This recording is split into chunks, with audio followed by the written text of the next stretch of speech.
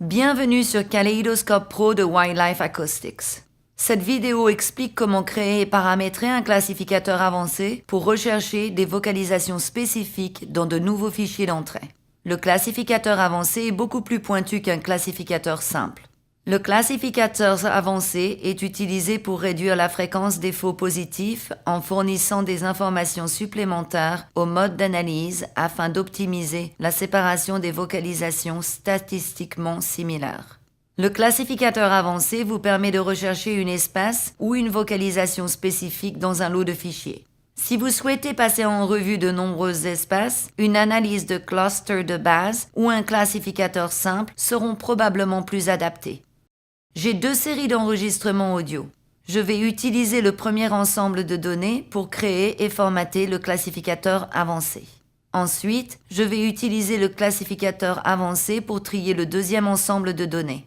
Je vais choisir le premier ensemble de données pour le répertoire d'entrée. Je vais assigner un répertoire de sortie. Je vais aller sur l'onglet Cluster Analysis et choisir la première option pour analyser les fichiers d'entrée pour l'analyse de cluster de base. Sur cette fenêtre, je travaille avec tous les paramètres par défaut. Le paramètre de fenêtre FFT par défaut est optimisé pour la plupart des oiseaux. Si je cherche des sons de basse fréquence tels que des hiboux, je peux choisir d'agrandir les fenêtres FFT. Je vais exécuter le traitement par lot d'analyse de cluster. Kaleidoscope Pro examine les fichiers d'entrée pour détecter les signaux. Les signaux ou les vocalisations détectées sont ensuite triés en fonction de leur similarité statistique. Les clusters sont créés et triés en fonction des similitudes des signaux détectés. Le premier cluster répertorié représente l'ensemble le plus commun de signaux similaires qui ont été détectés. Une fois le premier processus de traitement par lot d'analyse de cluster terminé, les fenêtres Viewer and Results s'ouvrent. Le but est de former le classificateur avancé pour qu'il puisse trouver précisément l'espèce ou la vocalisation désirée et réduire ainsi les identifications faux positifs ou faux négatifs. Pour cela, vous devez créer des identifications manuellement pour les vocalisations au sein des clusters, puis utiliser ces identifications pour créer et formater le classificateur avancé. L'étape suivante consiste à copier les noms de clusters dans la colonne Manual ID de la fenêtre Results. Cela fournit des destinations de clusters généraux pour les signaux d'entrée détectés à partir du nouvel ensemble de données. Je vais maintenant étiqueter manuellement les premiers exemples de vocalisation que je souhaite isoler. Je vais vérifier la première vocalisation et écouter l'audio.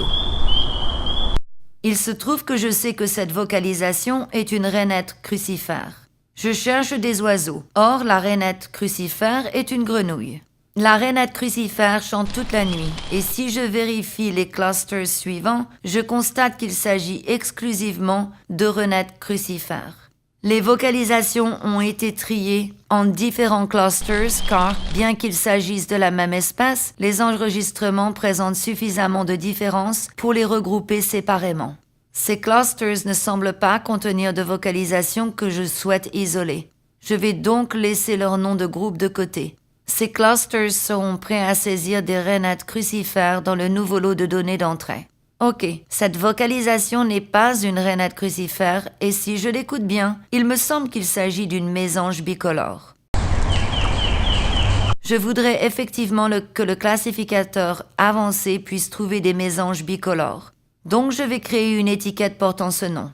En cliquant sur l'étiquette, je lance une vérification manuelle de la vocalisation et je vois la vérification listée dans la fenêtre de résultats. Auto Next File est activé. De sorte que lorsque je vérifie la vocalisation suivante est indiquée. Je vois que le motif est le même, donc je vais ajouter la vérification manuelle de mésanges bicolores à la vocalisation suivante. Je vais continuer à vérifier les mésanges bicolores jusqu'à ce que je tombe sur des vocalisations qui sont de mauvaise qualité ou qui ne sont pas celles de mésanges bicolores. Les exemples de vocalisation les plus proches du modèle statistique apparaissent en tête de liste. Donc plus je m'avance dans le cluster, moins les exemples sont pertinents. En ajoutant ces vérifications manuelles, j'apprends à Kaleidoscope Pro à reconnaître les signaux vérifiés. Si je remarque un mauvais exemple de la vocalisation, ou si le signal détecté contient une mésange, mais contient également d'autres oiseaux ou d'autres sons, je vais appliquer une étiquette vierge à ce signal détecté. Maintenant, ce signal détecté n'a aucun identifiant manuel. Il ne sera donc pas utilisé pour formater le classificateur avancé. Je veux intégrer uniquement des données qui sont vraiment représentatives de ce que je veux trouver ou non. Je passe au cluster suivant. Ce cluster semble être un merle d'Amérique. Je ne m'intéresse pas au merle d'Amérique. Je ne vais donc pas toucher au nom du cluster. Lorsque de nouvelles données sont analysées par le classificateur avancé, toutes les vocalisations de merle d'Amérique seront placées dans ce cluster. Voici un autre cluster qui ressemble à des mésanges bicolores. Comme avec les rainettes crucifères, il est possible que je tombe sur plusieurs clusters comprenant des mésanges bicolores. Je veux apprendre à mon classificateur avancé à reconnaître les variantes de la mésange bicolore et je vais donc continuer à étiqueter les exemples les plus représentatifs de cette espèce. Voici encore des rainettes crucifères. Ces grenouilles sont partout. Je tombe ici sur une vocalisation qui n'est ni une rainette ni une mésange bicolore. Je vais écouter l'enregistrement et je pense que c'est une mésange à tête noire. Je vais créer une autre étiquette personnalisée et commencer à vérifier les vocalisations des mésanges à tête noire. À ce stade, je suis en train de créer un classificateur avancé qui est programmé pour trouver à la fois les mésanges bicolores et les mésanges à tête noire. Ok, maintenant au beau milieu de ce cluster de mésanges, je trouve quelque chose qui n'est pas une mésange. C'est une autre rainette. La rainette présente assez de points communs avec la mésange pour être incluse dans ce cluster. Je ne veux pas que le classificateur avancé identifie cette vocalisation comme étant celle d'une mésange à tête noire. Je vais donc conserver le nom du cluster d'origine. Maintenant, si Kaleidoscope Pro cherche des mésanges à tête noire et qu'il tombe sur une rainette crucifère qui ressemble à une mésange à tête noire, il pourra faire la distinction entre les deux, séparera la rainette crucifère et la placera dans le cluster auquel elle appartient. À ce stade, j'ai créé de nouveaux noms de clusters pour deux espèces. Si je veux identifier des espèces autres que la mésange bicolore et la mésange à tête noire, il est sans doute préférable de construire des classificateurs avancés différents pour ces autres espèces.